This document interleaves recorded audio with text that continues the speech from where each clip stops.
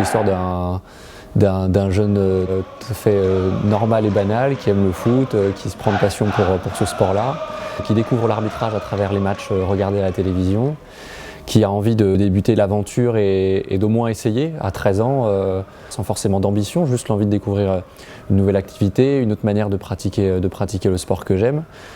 Vers 17-18 ans peut-être, j'ai eu des personnes dans mon parcours qui m'ont accordé leur confiance et qui m'ont fait comprendre que je pouvais peut-être espérer faire quelque chose de bien dans l'arbitrage et que j'avais sûrement des capacités. Et c'est à partir de ce moment-là que je me suis dit que je pouvais y consacrer du temps, de l'énergie, de l'ambition. Alors à cet âge-là, je n'avais pas encore l'ambition d'arriver en Ligue 1, ce serait présomptueux de dire ça, mais en tout cas, ces personnes rencontrées m'ont fait comprendre que je pouvais quand même espérer des choses positives, quoi. Aujourd'hui, c'est une passion et un métier, mais au début, ça n'a été qu'une passion. Ouais. Il s'appelle Roger Blin, un ancien arbitre. Première personne qui est essentielle à mes yeux, une personne qui m'a accompagné pendant 7 ans, chaque week-end, alors que c'était juste un ami de la famille, et pendant 7 ans il m'a consacré tous ces week-ends, il m'a transporté parce qu'il m'a véhiculé sur toutes mes rencontres départementales, régionales. Et donc si aujourd'hui je suis en train de vous parler, c'est clairement grâce à lui. Donc ouais, bien sûr que je peux le citer parce qu'il est fondateur dans mon parcours. C'est la candidature en tant que jeune arbitre fédéral. À cet âge-là, on a à peu près 17-18 ans. J'étais jeune arbitre de Ligue en Bretagne. C'est l'étape où je passe un peu de la protection à la performance, où on me fait comprendre que je peux ambitionner quelque chose. Et cette deuxième date, elle est clé dans mon parcours parce qu'à ce moment-là, je commence à rêver à d'autres choses et puis à me dire que je peux continuer à ambitionner. Je dirais mon premier match de Ligue des Champions. On a réussi à avoir cette désignation, on a moins réussi le match, mais ça c'est anecdotique. Mais en tout cas on a eu cette désignation, c'était Midtjylland contre Liverpool, c'était il y a maintenant 2 ans, je dirais. Et on l'a fait en équipe avec Cyril et Mehdi, mes assistants de toujours. Voilà, c'était quelque chose d'important pour moi, pour nous, et ça, cet hymne qui résonne dans le stade, c'est un très bon souvenir. Ah oui, celui qui vous répond non à cette question, vous mentirez, je crois.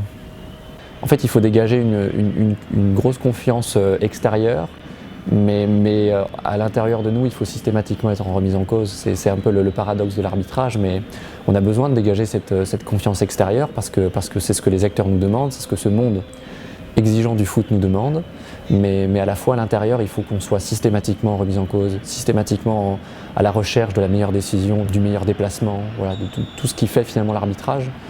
Ça pour moi, en fait c'est le travail, c'est ce qu'on pourrait résumer en un mot, c'est le travail. Donc comment on gère les contre-performances, je crois que c'est en travaillant et en étant sans cesse dans une démarche d'évolution et d'amélioration. Le sport, c'est ça, c'est des moments de grande joie, des moments de grande peine, des moments de remise en cause, des moments où on a le sentiment que tout nous réussit et qu'on pourrait enchaîner les matchs sans qu'aucun grain de sable ne vienne enrayer la mécanique. À l'inverse, des moments où pourtant on met les mêmes ingrédients au départ et puis on a l'impression que ça ne fonctionne pas, que le scénario ne nous sourit pas.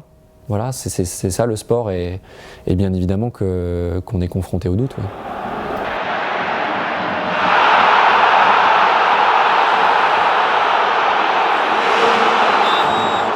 C'est la performance, c'est être bon sur le terrain, être juste techniquement, être juste managérialement, avoir le sentiment de terminer le match et d'avoir un sentiment du devoir accompli, d'une performance aboutie. Voilà, moi c'est vraiment ça qui me stimule. Et puis la compétition avec moi-même, la compétition avec les autres, une compétition que je veux toujours saine, mais je pense que s'il n'y avait pas ça, il me manquerait quelque chose, parce que je suis à la base un sportif et j'ai besoin de ça. Et puis la dernière chose, je dirais que c'est le collectif. Aujourd'hui, moi, je suis avec les mêmes assistants depuis 5-6 ans.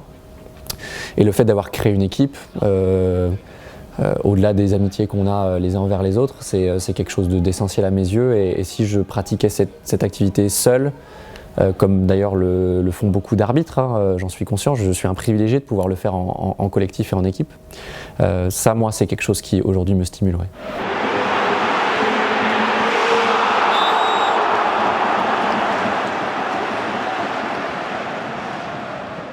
C'est comme un chef d'orchestre, je pense, finalement. C'est comme un chef d'orchestre. Celui qu'on ne voit pas. À la fin du spectacle, on ne retiendra la performance que des musiciens. Mais si par contre les musiciens enchaînent les fausses notes, à ce moment-là, on se retournera vers le chef d'orchestre et on se dira qu'il n'a pas été bon. Et ben, c'est un peu la même chose pour l'arbitre. C'est d'abord de l'humilité. Et sur un plan externe, c'est l'alliance du courage, donc cette capacité factuellement à prendre des décisions fortes, et de psychologie et de pédagogie pour pouvoir expliquer ces décisions-là et les faire accepter par le plus grand nombre.